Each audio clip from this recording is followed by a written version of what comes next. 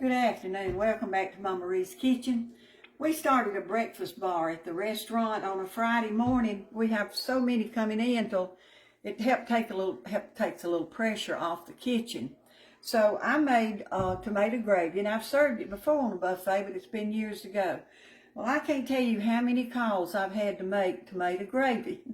Now, I make it at the gravy. I use a gallon of tomatoes when I make it, so y'all bear with me. This is the first time I've made it small. But I got my skillet just just barely covered with some oil. Now, to start with, and like I said, I don't measure. I go by looks, but I'm going to start with I think it's a third cup of flour. I don't need to make too much. And this is white lily self-rising.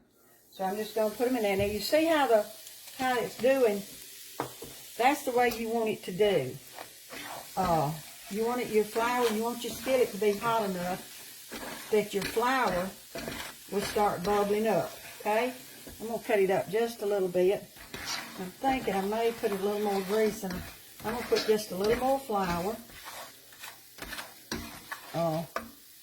You did a third of a cup to start with? A third of a cup to start with. And like I say, y'all, I use a gallon of tomatoes at the restaurant. So how much are you putting in now? I'm putting in not quite another third. That's all I'm going to put, because that should make plenty of gravy. Just stir it around in your skillet. Y'all, this tomato... I'm using a soft spatula. This tomato gravy is amazing, too. You make it just like a roux. You make it like you do if you're just making some brown gravy for breakfast. Okay? You just kind of let it brown. Now I'm going to add just a little salt and pepper. Not much. As I've told you, you can add all you want after you get it on that good hot biscuit.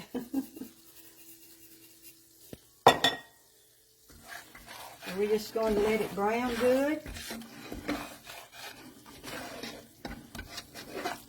Now, you wouldn't believe that tomato gravy, how they eat it at the restaurant. So what I've started doing, I've started really having it all wheat now, because they do like it so much. Just kind of stir it and let it brown. Now, what have you got your ovens, the eye set on? Well, I've turned it up on medium high. I started out on medium. But now stay with it. Don't walk away and leave it, because it will burn, and you don't want burnt gravy. But you see how it's doing. I'm going to let it sit there just a minute on the heat. And this is the same way you'd make it if you was making some chicken gravy or sausage gravy. This is the way you would make it. This is just kind of the beginning of it. This is it. And then you can take it and make any kind of gravy you want out of it. Now when I make a chicken gravy, I might want it to brown a little bit more, but I don't really brown it a lot whenever I'm making tomato gravy. But can you see how brown it is? It's getting brown now. I see it. Just keep stirring it. Now while it's finishing up, I had one whole peeled tomatoes. Now you can use any kind of tomatoes you want. And I took my hand and mashed them up so they wouldn't just be whole tomatoes. All right, you see it? I'm ready to go with it now. I got my water ready. Just going to pour my water in. About how much water? Well, had about... maybe a cup? Yeah, something like that. You see how thick it is? Yeah. Thickening up. I'm going to cut it down a little bit. I'm going to put just a little more water before I add my tomatoes.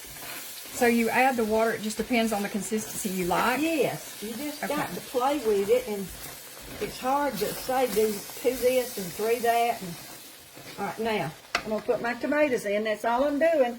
I just made the basic gravy and pour the tomatoes in. The tomatoes makes the gravy really good for you. That gravy is so good.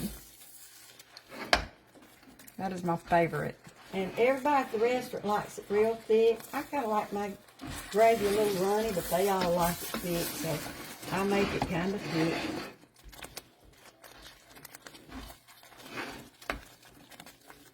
You just kind of let it simmer Now, whenever you put the tomatoes in it, let it go ahead and simmer up some to see how thick you want it. If it's too thick, just add you a little more water. But be careful adding it because you don't want it too thin. That looks just about right. That does. That looks really good.